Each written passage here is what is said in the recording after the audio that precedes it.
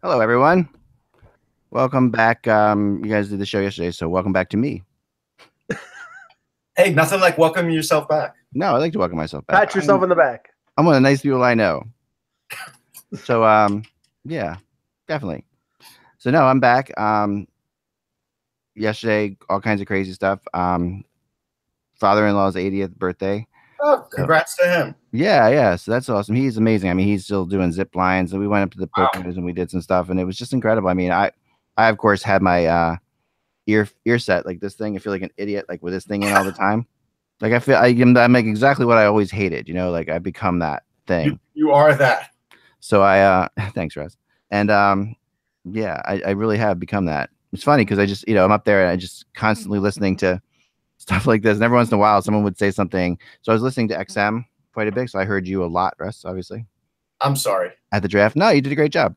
And but it's funny when you're walking along with a group of people and you've got this in your ear and someone says something ridiculous and you're like, that's ridiculous. They just say it like out loud and I'm not even realizing it a couple times. A couple times it happened to me and I'm like, oh, I'm sorry. Yeah. I was doing the go-karts with my son at one point and I had to say today, then someone said something about Tavares and I was like, that's totally wrong. That's 100% wrong. My son's like, what's going on? I'm like, no, sorry, it's not you. No. Yeah, I heard enough of Russ on the weekend. Russ did a good job, yeah. No, that was funny. Well, no, because we were both in Dallas. Because I know you were all in Dallas. You guys have been all over the place since I talked last. We've been everywhere, man. And nationwide. Yeah, now and you come back to the calmness that is UFA Day, which this year is absolutely. Well, it's an interesting dynamic of this, and we'll talk about how I think this is playing out because there's a definite pace to every one of these, and this one is unique. It's party of one. That's what it is right now. It really is. Everything is on hold until the CAA Carnival show in Los Angeles is done. And then I think we'll see some real domino effect. Yeah, I agree. But everything is tied because for and I'll just use this as an example. There, if a team gets him, then they're probably going to have to make a trade or two to clear space. And if a team doesn't get him and they thought they were going to get them, they're going to have to make a trade or two to fill the space that they thought they were going to fill with Tavares. So that's what I'm saying.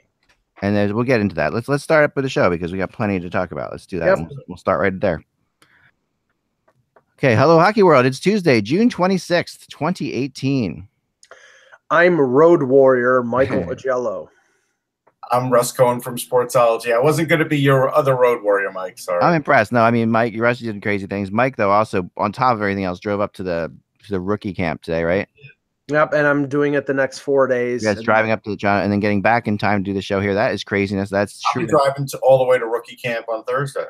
Yeah. Where is it? Voorhees? Yeah, it's 25 minutes. 25 minutes away from me. Yeah. Oh, let me get a crying towel out. Okay. There you go. But yeah, so and I'm Mecklin. You're watching HockeyBuzzcast on HockeyBuzz.com. This is the podcast that comes every Monday through Friday at this time, filling in the comings and goings in the hockey world. And this has been every one of these things has a different pace. So we were talking, recently. Obviously, we were discussing a lot going into the draft. Who was going to get traded. The only trade that really happened, I thought we were in for a fun night when the Grubauer thing went off. I thought, okay, we're going to have a fun thing here. And then after that, nothing. And I'll tell you a couple things I think are holding it up from my end, and you guys can tell me if you agree or disagree. So there's a couple things that I've noticed. First of all, you're right that Tavares is holding it up a little bit, but also what's happening there, I mean, is you have teams, you have Skinner, you have Van Riemsdyk, you have Pacioretty, and you have Tavares essentially. And there's other players in there too, but those are the four big ones, I would say. Yeah, I mean, up the middle, you have Tavares, you have Stastny is the number 2, and then because a lot of people think he's going back to Winnipeg no matter what. That's the impression I get from people, and I know that sounds kind of crazy, but it seems like he wants to get as much as he can, but he might not be so. He really liked the experience. He's made a lot of money in his career, so he might take less there. That's the impression I get. It's possible, but I think he's going to put it out there. I mean, he's going to try to maximize, and this is probably his last contract. I mean, he's 32 or 33 years old. It is. But he's had some good ones before this, so this is probably a short one. This is probably like a 2-year contract you're talking about here. Yeah, I can see 2 years. You know, well, there's that too. That was a fascinating, the way that story went down. That was fascinating. I know Mike and I had some discussions about that and at the end of the day, is one of the typical things. At the end of the day, everything you were saying, Mike, turned out to be true. But through the process of it, I can tell you that at times it wasn't, and there were things that were absolutely flying around that were just totally different. But at the end of the day, logic does prevail sometimes, and that's what happened in this case. With Kovalchuk. Because there were definitely cases where he was, there were talks with Toronto, even though they wouldn't admit it. There were definitely talks with Toronto. There was a point at which LA was not in it at all because everybody thought they were going to get Pacioretty. That happened too. So LA faded away from it. That's actually the same point at which Toronto started to pick up intensity. But Pacioretty, no one seemed to ask Pacioretty what he really wanted to do in this situation. So we're talking about this all ties into the bigger story of. And doesn't he have the hammer?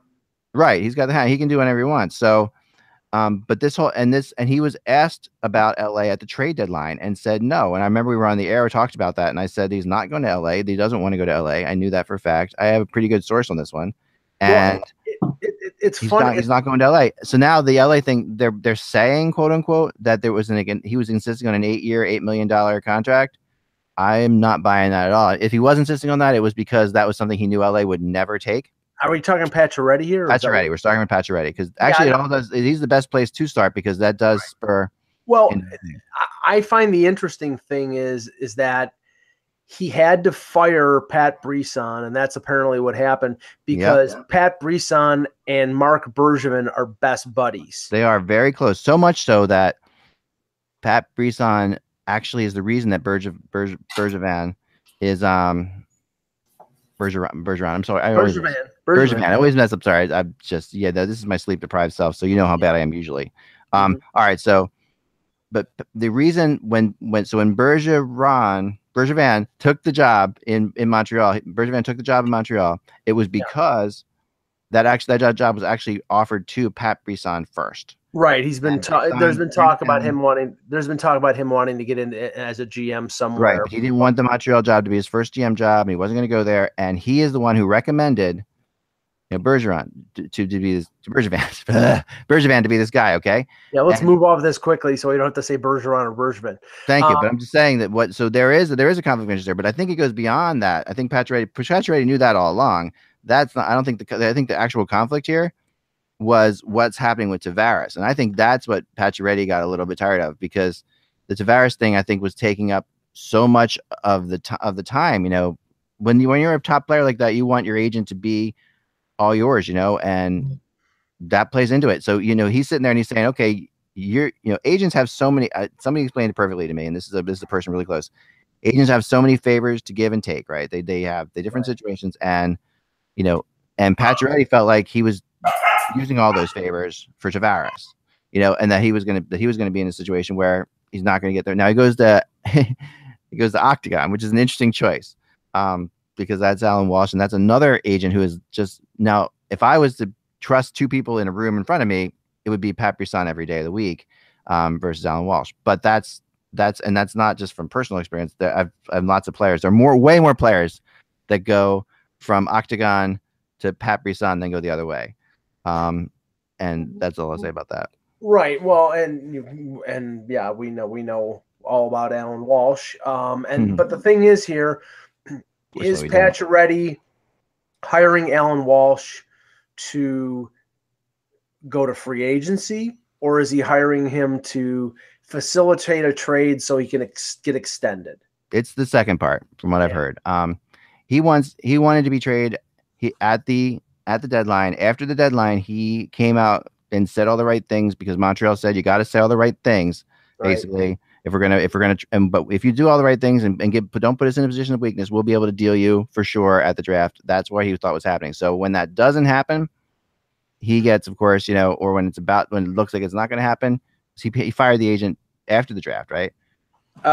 He fired the agent before the draft. All right. So he knew at that point that it wasn't going to happen. And that the agent was really that there was a lot going into Tavares now, and that makes sense because Brisson.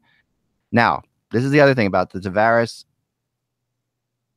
sweepstakes or whatever's going on now in California with all the reporters. And Mike, I'm sorry I didn't send you to do this job to stand out front of the strip mall there. I mean, it's incredible to me. Not since the lockout have reporters been assigned such a boring beat. Like, I mean, this is like, not since waiting for people to come out of a hotel room have people said, this is even worse. People are telling me, I've talked to a couple people that are there, and they're sitting in front of the strip mall. Well, I was prepared to go up to Toronto 6 years ago when it was or whenever it was for Brad Richards, because it was just a drive up the QEW. But yeah, it's so ridiculous. I mean, what a ponderous position. It's a horrible job. It's like it is like, okay, we're paying, these beat writers, they're on salary, so might as well send them somewhere. And that's what they're doing. So they're sending them there. The funny thing about this one is Brisson or CA's office there is right next to apparently one of like the nicest strip clubs on the planet. So a lot of what's happening here is a lot of the guys who are waiting around or killing time. Short trip.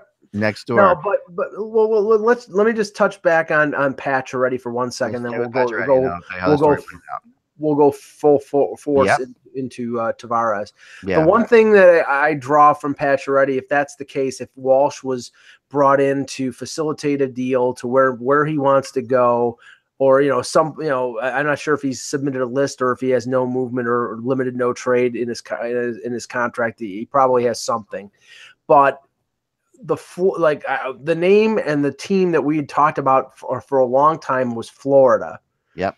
And I think that's a no-go now because they got Hoffman.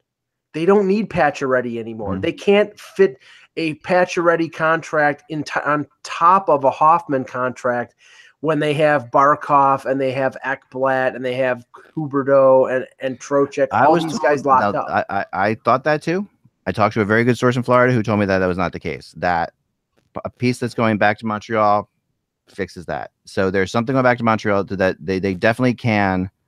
They do have space for Pacioretty and Hoffman. And they knew that when they were making, because they really wanted, Pacioretty was the guy they really wanted, and they weren't going to make that trade unless they knew that they could also get. They weren't going to get Hoffman if they knew that was going to affect Pacioretty that way, is what I was told. So they can still do that. And a lot of people are saying they can't, but they can. And we don't know how these teams, like, we don't know how the hell Tampa can possibly be in on Tavares at this point. I mean, there's some things that are very confusing. Everybody has a cap plan, though. Like Boston has a cap plan. Tavares says yes. They all do. Yeah, Florida has a lot of young players still on entry level. It's probably somebody like Bukestad who's making 4 points. Yeah, right, something like that. So there's a lot of plays. So all right, so Pacioretty, new agent, he wants out of there. He wants to go to Florida. There's just it's just as clear as day. I've been talking about Florida and Pacioretty for way too long now. When he goes to someplace else, I'm going to have to retire because I've been selling this forever. But I'm telling you, I promise you 100%, he wants to go to Florida. That's where he wants. That's where he has a place near there now in Miami. He's ready to go there. And he wasn't going to go to LA. And that's why they threw out this huge number. Like the rumor is they were offering Pacioretty 6 years at $6 million a year, and he wanted 8 years, $8 million a year. And $64 million for Pacioretty, which is insane because he's 30 years old. Yeah, that's crazy. So that to me is like everybody has the go to hell number, in their head. Like I was talking to a really famous musician one time, and they said they had this too, like a famous musician who shall remain nameless, but is like one of these guys that everybody knows. He's got #1 hits. He plays the Wells Fargo Center. He's a big guy. He's a big performer, and he does once in a while play a bar mitzvah. Mm-hmm. And why does he do that? Because he says, all right, for $1 million, I'll show up and play for 45 minutes. Right. Everybody's got their go to hell number. It's like that a number that's so big that if they give it to you, all right, I'll do it. But you don't really want to do the gig. So you throw it out there. It's like, okay, if someone gives, and I think that was Pacioretty's $8 million 8-year thing in LA. Like that's like, okay, if they're actually willing to pay that. But that all goes out the window because Kovalchuk, who also is in the same agency, right? So we're talking about another player in the same agency, correct?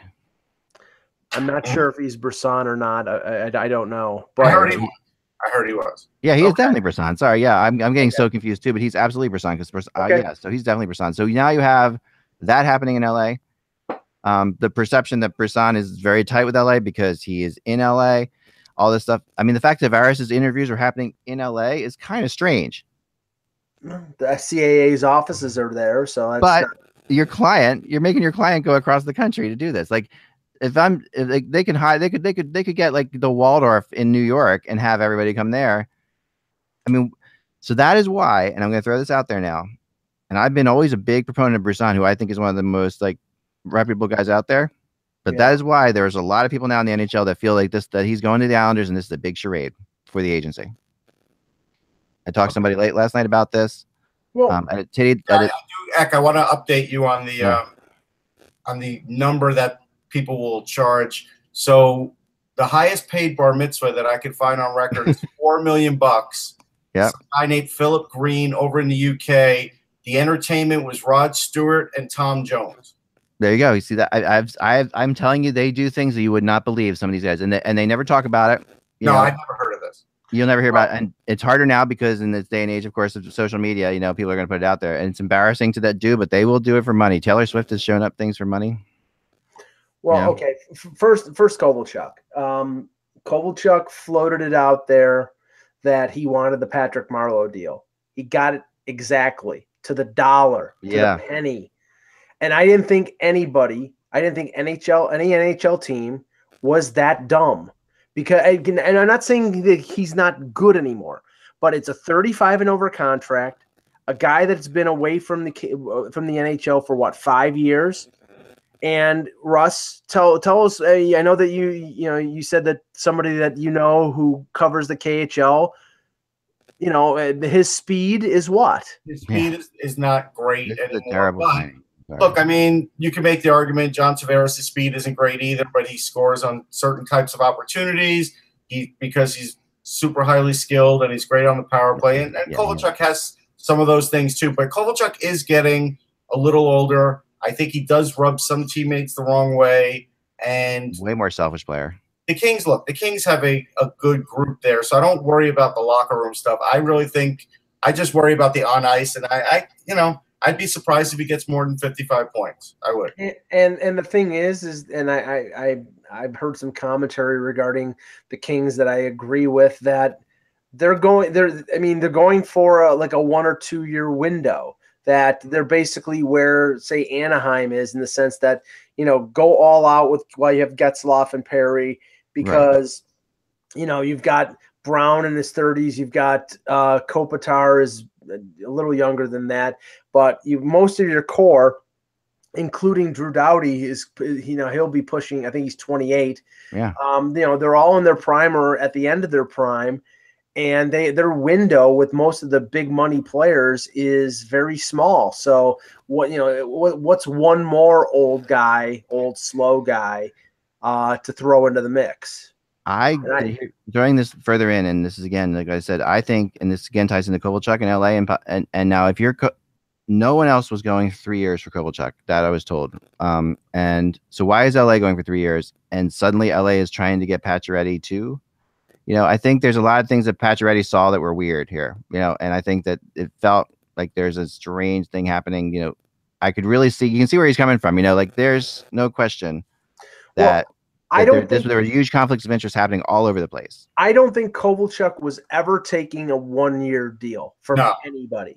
And he was if it was the right place. Like, I was told the only place he would do that was Toronto. Right, and that's why I was skeptical of it, because I don't. Yeah, no, it's very now. A lot of things had to break a certain way. If no one's giving him a 3 year deal, okay, and LA steps up and gives him this deal, which really surprises everybody. It really does. That deal. If that deal doesn't happen, and he's looking at 2 year deals at, like, say, around $6 million, and they're coming in with and the Leafs are coming in suddenly with the Joe Thornton type contract, right?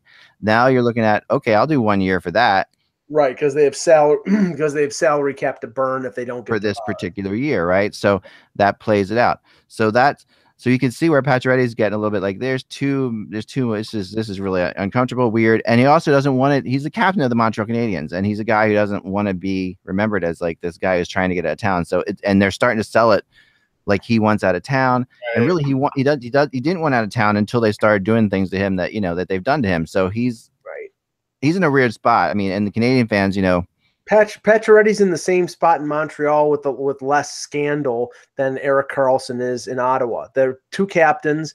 They have 1 year left in their contract, and they want out of the long time situation that they've been in. And the reason is because the organization, in some ways, has stabbed them in the back. So I don't blame either one of them for wanting to get the hell out. So let's go to Tavares now. Okay, Tavares. Well, you see, I feel like you're burying the biggest story. The biggest story is this is the summer of Carter Hutton, and you're just not talking about it. We'll get there.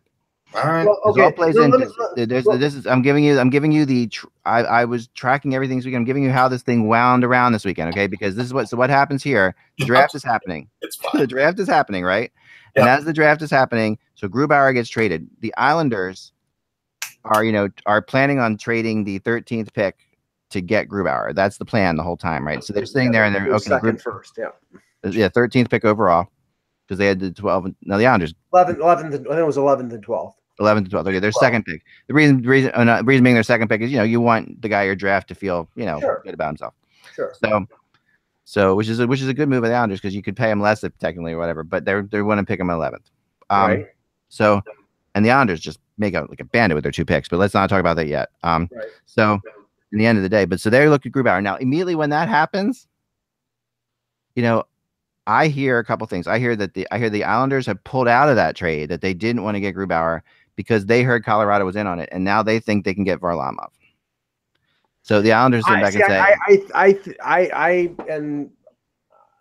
I think that the Islanders pull out of it because the condition to get Grubauer was what Colorado paid, which was take Orpik and buy him out. And Colorado could do it. Colorado's got the cap space. They're not a cap team. The Islanders got a lot of, they need every dollar they can square away to pay Tavares. And if they do, no, you're right. You're right. I mean, that plays into it for sure, Mike. But the 12th pick overall for straight up for Grubauer is way better than what they got. Right. So, that's what I'm saying. It's like, the Colorado gave them less because the big payoff here was clearing the $5.5 million for the last year of Orpik so they could sign John Carlson, and then bring Orpik back too, which is what they're going to do. They can't. They can't. No, you can't. They cannot. Because Kevin Allen told me that's what they were going to do. It's really I don't think they can. I think there's a stipulation in the CBA that if you trade a player, it makes sense that there would be, but I think that there's something different including a player. I don't know. I've got to do more research on that. It's 12 months. I remember hearing 12 months as well. Yeah. If all right. Well, I'm going to talk to. Like I said, I thought that too. But we were talking to Kevin, I thought so too. And then I asked somebody. They said no, he can't go back there. Okay. All right. Well, that's interesting. Yeah, and there's a way around that though. I wonder if there's anything they can do. Anyway, even if another team signs him and they try to trade him to Washington, he cannot play for Washington for 12 months. Right. All right. But see, this is the thing, and I've been saying all along that Tavares is most likely going to go back to the Islanders. That maybe this is all show. I don't think it's for certain. I think it's about 50-50. But I'll tell you one thing that piques my curiosity regarding the whole situation with him. Why in the hell would Lou Lamoriello and Barry Trotz have to fly across the country to do the same thing that Toronto and San Jose and Boston and Tampa and everybody else is doing? That to me doesn't sound like anything is etched in stone here, Rack. It sounds to me like he's open to anything. Well, no, if you're Lou, you ask for that opportunity because He's been talking over 3 weeks. No, but now Trotz has just come in a couple days ago. You have everything's kind of crazy, right? So you get a chance you and Trotz get a chance to sit down and work on a game plan. You want to go in there. You want to have, like, if they're pitching it, you want to also have a chance to pitch because you have it's almost like a new team. You basically have Lou and Trotz and it makes sense that they do that. Plus, it's also, again, if this is a thing that's really basically about promoting the agency, which is what a lot of other teams feel like it is. That's again, the agency's going to, which is why being in California is so strange. There's a lot of weird things about the way this is happening that people are questioning. I don't think he's coming back because he wasn't a fan of playing in different arenas, and he's going to be doing that for the next 2, maybe 3 years. Right, he was not a fan of a lot of the way the team was handled. Now there's a different guy there, but you got to remember he had to live through all that. The Islanders are not a cup contender next year. He wants to win a Stanley Cup. He wants to be able to contend for it pretty early on. I don't think the Islanders check off all the boxes anymore. I just don't. And if you read the piece that Chris Johnston wrote this morning about Tavares being very meticulous and putting together like almost a portfolio on each team that may be in the mix for him, and where are they going, what prospects do they have, what's their cap situation, all this stuff. Somebody who does that is not doing that for a vanity exercise. They're doing it because they're legitimately thinking about going someplace else. It's legitimate. I mean, he's thinking about going someplace else, but at the same time, I think, and I'm not saying he's not, but I think that some of that is also Tavares. I'm going to say his, like, what's the right word to use? It's almost like a politeness thing that he's doing for teams. He's really making them feel like they're, this trip was worth it. Because I think Tavares himself feels bad that these guys. Tavares is not a guy. If you're listening to people like Elliot Friedman, who knows Tavares really well, right before this thing, and Elliot and Tavares are like this. If you're listening to him say, he said, I don't think it's going to happen because Tavares is not the kind of guy that wants a circus. That's what he was saying right before the draft. That was Elliot Friedman. Every time he would talk, he would say that. What would happen? That this would happen, that they would have a circus, that they would have a circus situation where they would have teams flying in. I mean, it's not a circus. It is. Well, first of all, there have been no leaks. Right? No leak, but it is a circus because the concept of people flying across, all these teams are mainly, a lot of them are East Coast teams. I mean, flying across the country, meeting with you to meet with you for 2 hours, making them basically, hockey players don't love being in this, put on throne and like being wooed. Like this is not like a Tavares thing that he wants anything to do with. Like he wants his agent to find him the best friggin' deal and call it a day. That's what he wants. And he wants, and it's got to be way better than the Islanders deal because they can do it next year. Well, no, but there's the problem. The problem is all the deals are going to be the same. Everybody's going to be, every team other than the Islanders is going to offer him 7 years and $11 to $12 million. And the only inventive thing that I've heard out there is the 1 year max deal with Toronto, and then they sign him for 8 years after January 1st, but they can't etch that in stone. They can say we're going to open negotiation. That would be, to the minds of some, circumventing the cap, but it's not if they truly don't start negotiations until January 1st. But all the risk in that situation is on Tavares, and that's why it's probably not going to happen. But if all the money is essentially the same, then the decision has to be made on what team he thinks he has the best chance to win, what team can surround him with the best complementary players, where is he going to feel comfortable, travel. Money. But what about? I mean, money's not the same though, because money's not the same at all because there's no income tax and Tampa doesn't either. Right, there is that part of it, but also the in Tampa and Dallas for sure that plays into it. But also, I mean, the Leafs can offer a lot more money because of the fact that they can do this 1 year deal and then offer an 8 year contract right after that. Why wouldn't? I don't think it's realistic. Because of the risk of injury. Right, and they can't guarantee it because again that's cap circumvention. If they offer him the 7 year deal, I think there's more money to be made in Toronto. But I think Toronto was smart not to do what they did 2 years ago and bring in the CEO of Canadian Tire and bring the mayor of Toronto in and they're playing have a circus. They didn't do that. They went in with Brendan Shanahan, Mike Babcock, and Kyle Dubas. And they, made their presentation. And if he wants to come to Toronto, I mean, are you telling me that they're not going to be advertising opportunities where he can make anything he gets anywhere else up in spades? Him and Austin Matthews will be the most popular people in Toronto. But he's not a big advertising guy. No, but Russ, I mean, come on, it's money to be had. Well, his wife, right, is a Canadian, right, from Toronto as well. They just got married, right? I mean that also. I heard they were engaged. I don't know. No, they got married. They got married a couple days. Okay. I mean, which is curious, okay? Because I'm not saying. I mean, when you work out weddings, he worked out this wedding. They had this wedding at the time that he knew he was just about to become a free agent, which is really interesting to me. Like that's when he put it together. So, and everybody at that wedding, they're gonna go up to John and say to him, all of his friends from Toronto, all of her friends from Toronto, everybody is pounding him. Like you can't believe at that wedding. Like, what are you gonna do, John? Hey, what's gonna? It's like I almost think that's a detriment more than a help. for if in the goal of him coming to Toronto. Everybody pound that just illustrates what the quote pressure will be on him. That's probably not good, but and like there's been reports from Darren Drager that they're bringing they brought a jersey to LA with the C on it, that they'd give him the captaincy if that really means anything. I don't know. Again, I think people are trying to get any little sliver of information that they can get about this, and it's been a fairly closed situation.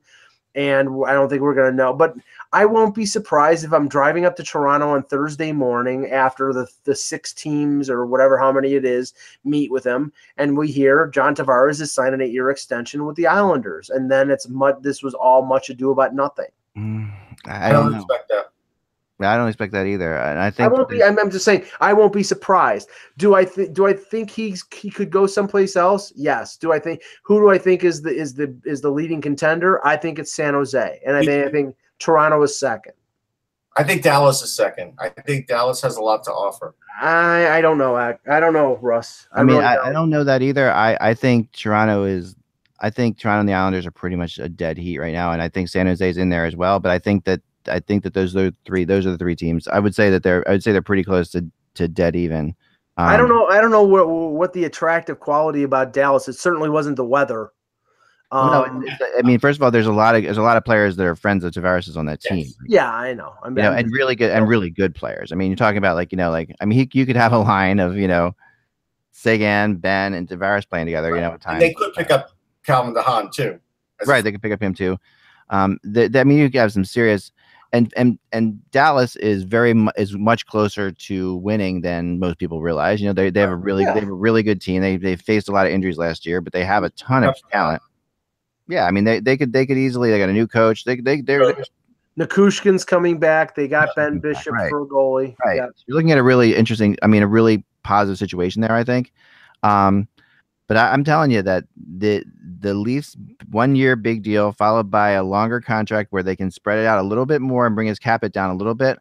You're looking at a very attractive interest. I mean, and I've heard what Dubas is doing. I've heard other teams have talked about doing this as well. Like teams who have maybe more space this year, and then can go and give him, because then the whole thing, the 8-year thing. Knee injury in the Olympics, I might buy this, but because he did, I don't think there's any way he would do this, because he was really frustrated about that, and that really did derail him for a little bit. I don't think he's going to risk that.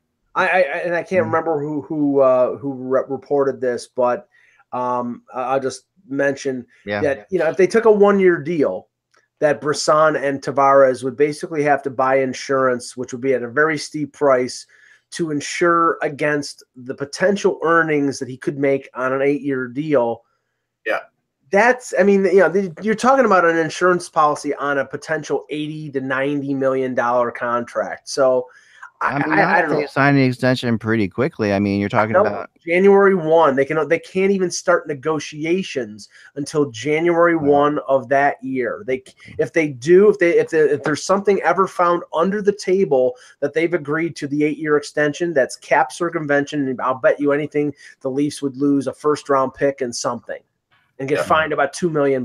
That stuff cannot do that. I can't imagine that stuff isn't happening all the time, and I can't imagine. And I mean, I know it is. I flat out know it is. And in this situation, if Lou Lamoriello was the general manager, I'd say they'd get away with it because he knows every I and dotted every I and crossed every T. But I'm just saying, I think. Well, no, you don't say. You say, listen, what kind of contract? We can't offer anything because this is what you say if you're the Leafs, and you just put this on paper. You say, okay, we know that you might want a year to figure out whether you like it here or not. Right. This gives you a chance to figure that out. If you liked it, we're going to give somebody a contract that's going to be this much for this. It's going to be Nylander or Marner or you, and someone's going to get a big contract, and this is what we're going to do. If that's going to be an 8-year contract, and that's going to play out from there. And I think that that's not. I don't know. I'm not saying it's.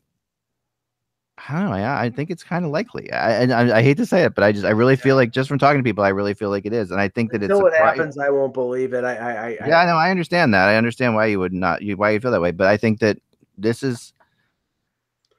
What I was told is that and nothing's coming out of any of these meetings or anything like that, of course. But yeah, we haven't heard. Boo. No one's heard anything. But there is no question that he does really want to look at Toronto. Like this is a really serious thing for him, and it's not.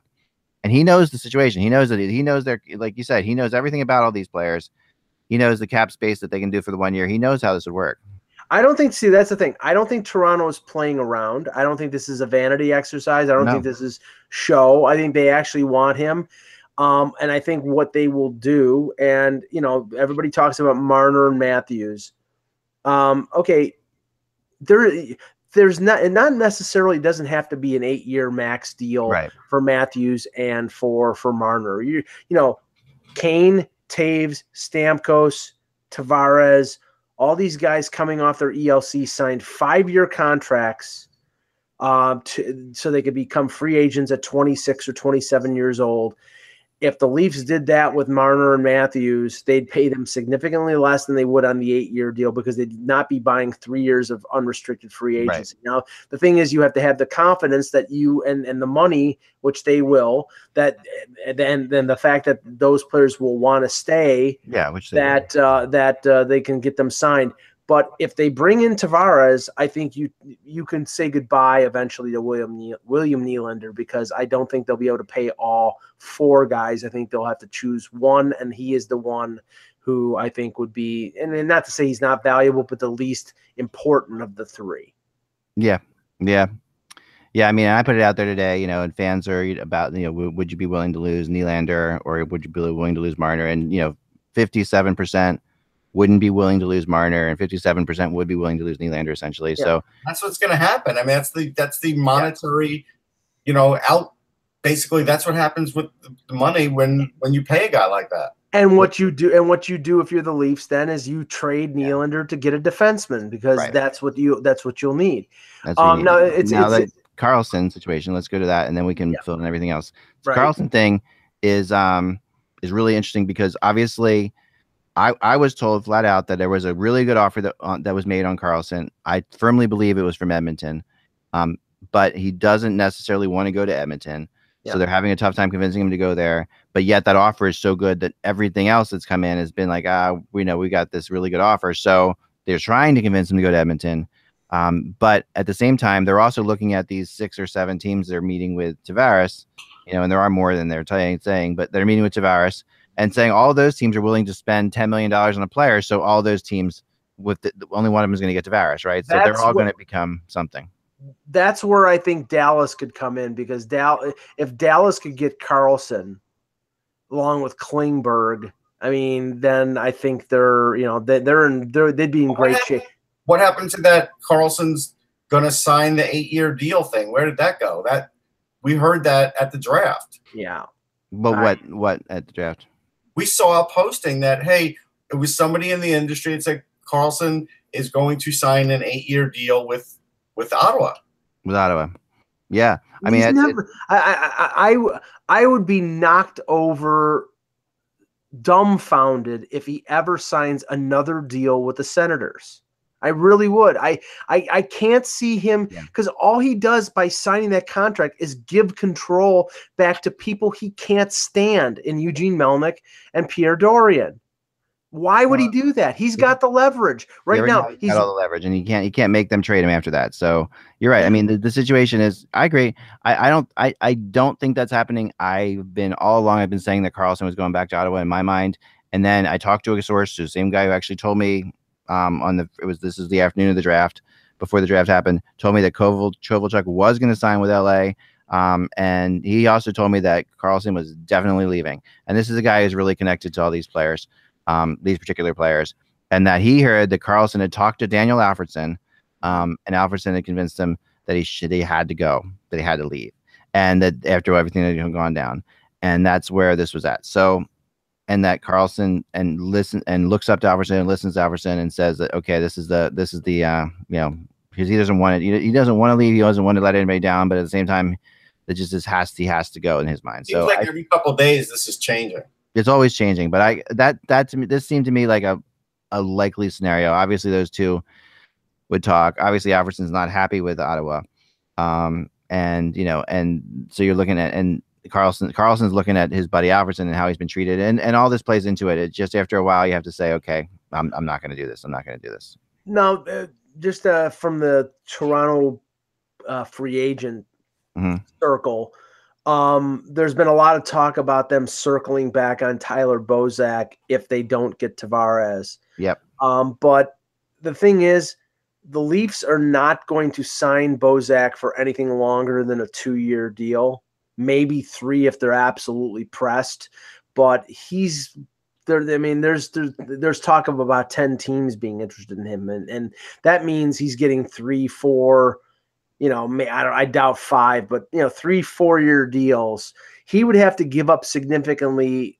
He'd have to give up a significant amount of term and money to re-sign in Toronto, because it's not a 1-year. I mean, hey, would he sign a 1-year deal for an over high amount? Maybe that's the way you would get Bozak back, on a 1-year deal for, say, $6 million. Right. Which, something like that, because then that doesn't lock them up to anything, and he gets to stay in Toronto for another year. But they like him. Yeah, and they like him, and Babcock likes him. But if it's a difference between 2 years and $3.5 million and 4 years and $4.5 million, he's going with the 4 years. So I don't think he's coming back unless it's a 1-year deal, or unless it's a 3-year deal with Toronto.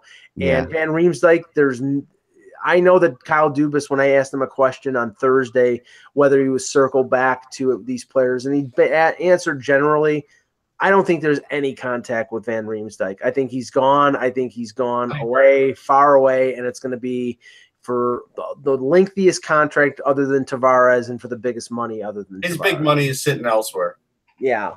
His money. There's more money elsewhere for him. It depends on what he wants to do. I mean, I did talk to people, and the Flyers are definitely going to be in on him. I was kind of surprised by this, but they're definitely in on him. I just found a clue on an old article. I don't know if you know this. Erik Carlson got engaged over pizza. That tells me that he's only going to go to a city that has good pizza. Has good pizza. That means he's going to go to the Detroit Red Wings because they own a pizza. I say good pizza, Mike. Yeah, that's not good pizza. That means he's going to New York, right? That doesn't mean that, but I'm just saying.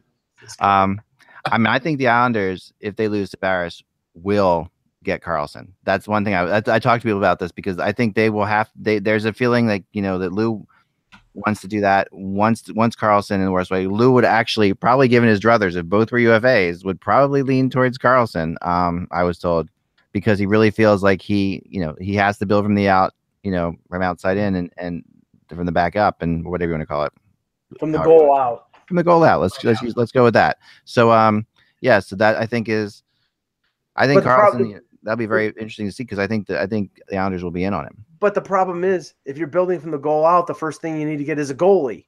And which I think they believe they can get. And I do think I do think Craig Anderson is on their radar. Yeah, that makes sense. He's a short-term solution. Lou likes him a lot. He's an American kid. He's a good, but I do think that Varlamov, I was told that, and I think that's an interesting one to watch, because how that plays out. I mean, but that you'd have to. Colorado has to hold some money on that one. They'd have to hold some money on that one.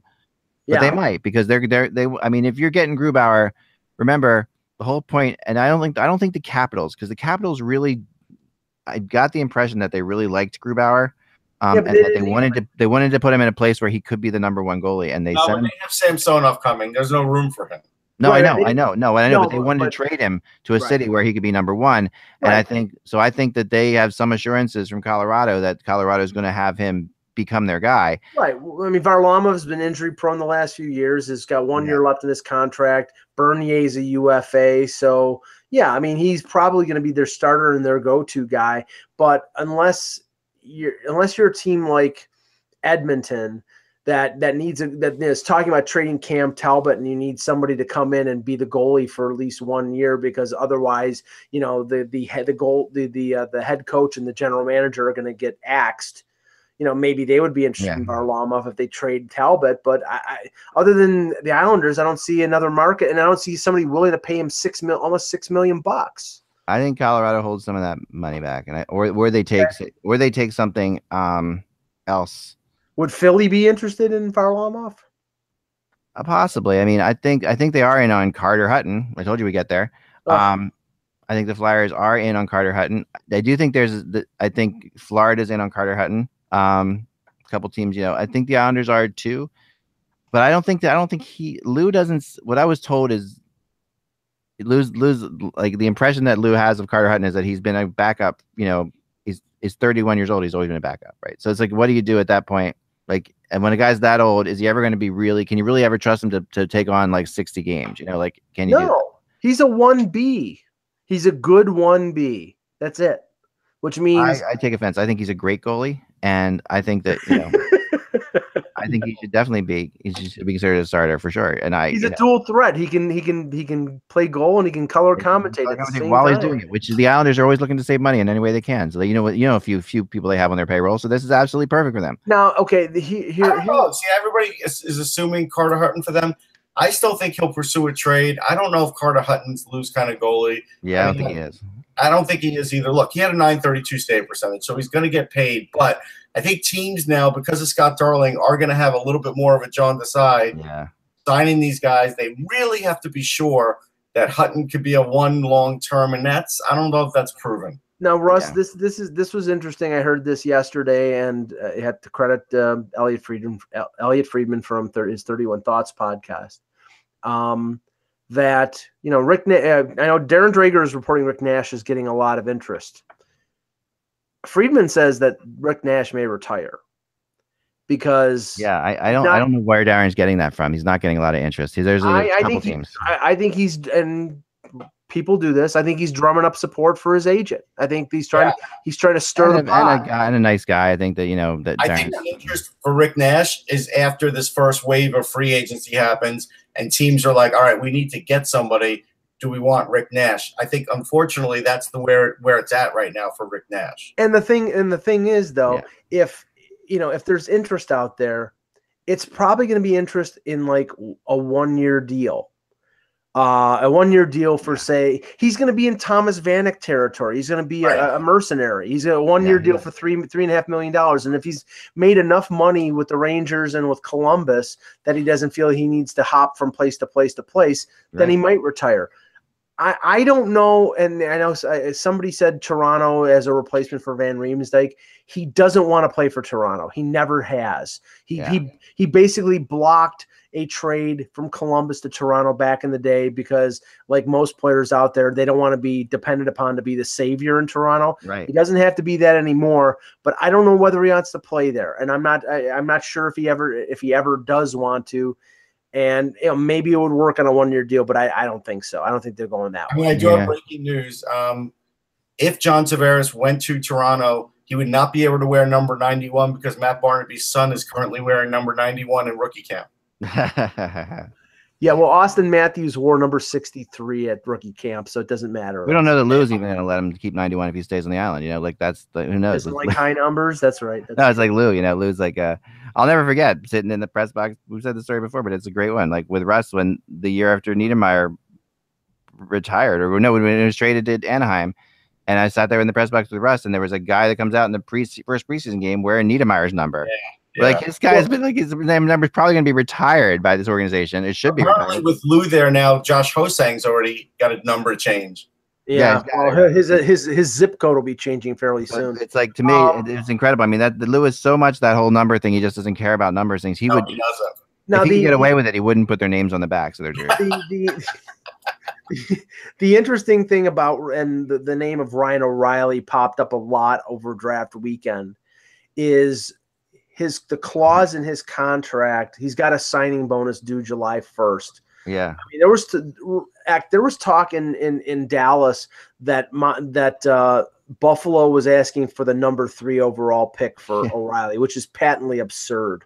Especially since, I like O'Reilly as a player. I think he's a good player, but he's making 7.5 times 5 years. And it's clear to me that the Sabres and Jason Botterill want to change the atmosphere of this team. And that's 2 names, O'Reilly and Ristolainen. Now they may trade both of them. It's possible, but it sounds because it's out there that teams like St. Louis and Montreal are interested in him, but they're not going to be interested until after Buffalo pays, after Mr. Pagula opens up his wallet and pays the signing bonus. And even then, I think this reminds me a lot of the Rick of like a younger Rick Nash type sweepstakes. Like I mean, like this is a player who you may get a couple years out of, but you're not going to get. You're really putting yourself in serious jeopardy by doing this, I think. I mean, just because of his speed and the way he is in the game. I mean, I know he's a great player, but he's not that great of a player. He's not the player that people keep saying, oh, he's got all this. Another one that Drager keeps saying he's got all these people. He's a pretty good guy. He's a pretty good player. He's a good guy and a good player, but he's not. But so is Rick Nash. I mean, and but at the same time, but Rick Nash is 34 years old, right? And Riley's like 2 years away from that. Like basically. No, Riley's the same. I think he's the same age as Matt Duchene. I think that's 28. Yeah. Okay. Sorry. Well, yeah, he's he's been beat up a lot too. So I don't know. To me, it's a tough one. I mean, it's a really tough one to get what you want from O'Reilly. On Nash's thing, there is not that much interest at all. He could retire, but I do believe that Columbus will bring him back. That's what I've heard. I got a quickie fun subject. So right now, as we speak, Vitaly Kravtsov's agent's coming over to North America to talk to the Rangers because, from what I understand, the player has to buy out his own contract from the from his team if he is going to play for the Rangers this year, right? So I'm sure the agent's coming over to see what kind of assurances he can get from the Rangers that he'll actually make the team, because otherwise, why would the player buy himself out, right? I mean, that's a risk. Oh yeah, no, that's got to be what's going on. That's interesting. Here you go. O'Reilly's AAV is $7.5 million, right? For 5 more years. His salary this year is 8.5. Of that 8.5, 7.5 is signing bonus. His base salary is $1 million. So that's why all these teams are wanting to wait until July 1 or July 2, because then they're getting a $7.5 million cap hit for $1 million. Yeah, that makes sense. Okay, that makes sense. I agree that he's worth that chance. Obviously. Right, here, one more thing. Okay, just because I saw the posted, they're saying, hey, Kravtsov can buy out his contract so he can play in the AHL like Cheadle. Cheadle didn't have to buy out anything. And for a kid to spend money on a contract like that, he's not expecting to play in the AHL. I just want to let people know. I'm gonna buy out a contract that's probably paying me a couple $100,000 to go and play in Hartford for $7. Right. That's not happening. No, I agree. No, he's getting NHL assurances. This is why the agent is here. That's right, and they have that. It's the European return clause in the contracts. If he can go back to the KHL and the contract doesn't kick in, I think it's a slide. Right, Russ? If you have a European, it's kind of like buying something at Best Buy. If you got like a special, No, IKEA. You get the 45-day return policy. Right. If you're a member. I'm a member. I'm a Best Buy man. Like 45 days back. Yeah, it's definitely a way to go. All right. So what else we have? Calvin DeHaan, 2 other Flyers people that I've been hearing. DeHaan is another one the Flyers are looking at seriously. And also Riley Nash. So the other Nash. Yeah. I have to say, I think that the most interesting thing are the players that didn't get qualified. Russ, like Derek Pouliot, a former 7th overall pick, or 7th or 8th. That doesn't surprise me. Anthony Duclair didn't get, Unfortunately, that doesn't surprise me. Devontae Smith-Pelly, even though they say that Washington and them are I'm sure they're negotiating. Right, but there were names out there that everybody like, wow, this guy didn't get you left out Shore. I think Shore. Well, Devontae Smith-Pelly, that to me is a no, but I think he's going to. They're working on a deal. They're working on it, but still, that's considering what just happened. But Nick Shore is one that I think that's one we all were talking about. You, me, Anthony Mingione. I think that's one the Flyers will be interested in because he could play a third center role, and that would replace what's his name from last year, who's probably not coming back, former Red Wing. Filppula, thank you. Could replace him at a fairly reduced rate. I think that's something that they might look at. Yeah, they might. The other thing that's interesting is all the interest that Johnny Moore is getting. Some people are talking about like there are people who are overselling this. He's getting interest. He's not going to be one of the top 3 paid free agents. Like I saw somebody write today, top 3 paid UFA defense free agent. I know Columbus is interested in him, bringing him back. He was on Columbus, remember? Then he went to New Jersey. And he's a good defenseman, but he's not. But in New Jersey, they didn't love him as much as it's funny. The funny thing is that so the New Jersey's not willing to, pay. I don't know.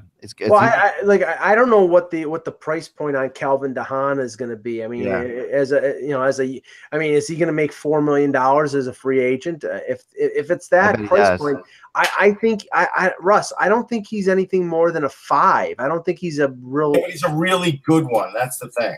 Right, but do many teams want to pay $4 million for a bottom pairing guy? Edmonton did. Well, yeah. No, I know. And look at the success that franchise has had. I talked to somebody at Edmonton, and they said the mandate in Edmonton was to get either Ristolainen or Erik Carlson out of this, and that's like so. Edmonton's shooting high, obviously. Empty-handed then. They could. They could. Well, although I heard today the possibility, and you'll love this, Russ, the possibility of Evan Bouchard making the team as an 18-year-old. Listen, does this team ever learn their friggin' lesson? Again, we had this conversation at the draft, Mike, and I said to you, it would not shock me if Evan Bouchard plays in the NHL next year, whether I like it or not, whether you like it or not. It would not shock me. But the definition of insanity is just to do the same thing over and over. And all they do is play these kids at 18 years old. Some of them can handle it. Some of them they've ruined. So, I mean, for Evan Bouchard's sake, if they do this, I hope he can handle it because he's got a lot of talent, but it's just dumb.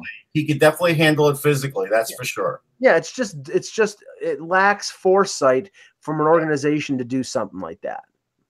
I guess we should end today we got a lot of stuff going on, but we're going to end today with the with talking about the Hall of Fame, which just came out right before we were on here. And I don't think any real super surprises here. Let's go through the names, right? Go ahead, Mike. Give us the names through. I got text here. Give me a second because I wasn't. Willie O'Ree and Gary Bettman are the builders. Yeah, Willie O'Ree. Let's start there. So those are two great picks. Like I'm surprised that Willie isn't in there already. I'm so glad he's finally getting in there. He should be in there. And now Bettman is going to be the one that people are going to go crazy about, right? Yeah, and as I said before we started recording, anybody who doesn't believe that Gary Bettman should be in the Hall of Fame, the Hall of Fame put in Clarence Campbell. And Gary Bettman has done more in a positive way for the game than Clarence Campbell ever did on any day in his life. Yeah, he's created more business than any other previous, commissioner. That's a fact. Yeah, I mean, he really has. And he is loved by owners, by the owners so much, and by the media in general. I mean, he's been good to the media. He'll at least talk to you. He'll give you opinions. Willie O'Ree is a great story. The one to me that's the best story though is Martin St. Louis is literally a guy that wasn't drafted, that struggled to make it to the league, and now he's in the Hall of Fame. It doesn't get much better than that.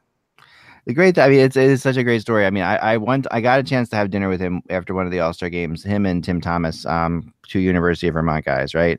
And I got a chance and talk to them about and they're two guys who are both in underdogs too, and both really kind of pulled through, when no one thought they would, and both were really understated in a great way as well. Just nice guys.